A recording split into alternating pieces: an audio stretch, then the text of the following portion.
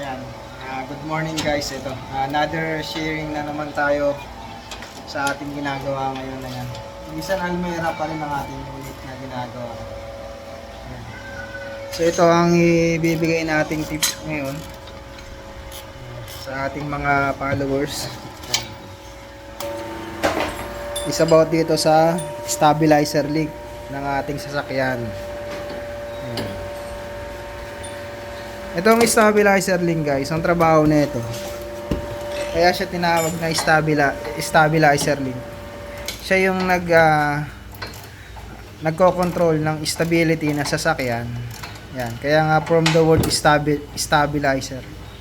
Yan, siya yung stability ng sasakyan natin para tumakbo siya ng straight at hindi magwigil. Ayan. Ito ang isang nagko-control diyan. Yan, stabilizer link.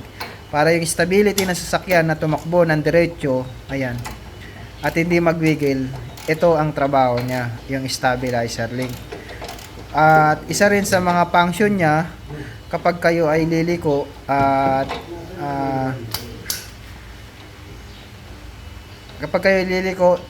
kaliwat kanan, ayan, isa rin sa nakakatulong para bumalik yung from straight position to straight position yung inyong sasakyan is itong stabilizer link. Ayan. So kapag sira to, isa sa mga mararamdaman yung sintomas is yung kapag tumatakbo kayo ng mabilis, ayan, nagwiwiggle yung manibela nyo ng konti. Ayan. So ibig sabihin yung stability ng sasakyan na siyang nako-control na tong stabilize yung ng stabilizer, ayan, hindi nyo nakakontrol kapag may play o may alog na tong stabilizer link nyo. Ayan. So ang play ng stabilizer link guys, ito up and down. Ayan. Tapos side to side lang ang play nyan. So wala siyang movement na forward saka backward dito sa pinaka mismong joint nya. So kapag ganun ang nangyari, mayroong movement na up and yung front and back na, ibig sabihin yung bola na nasa loob nitong stabilizer link nito ay gastado na o pudpud na, kaya may ganung play. Ayan. So na yan, subject for replacement na kapag ganun yung inyong stabilizer link. Ayan.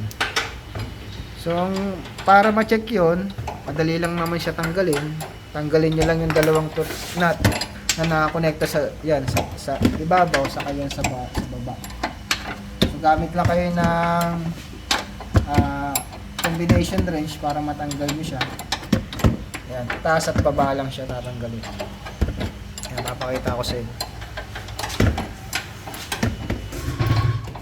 So ito yung kanyang stabilizer link na luma. Normal na meron siyang play side to side. Ayan. Ayan.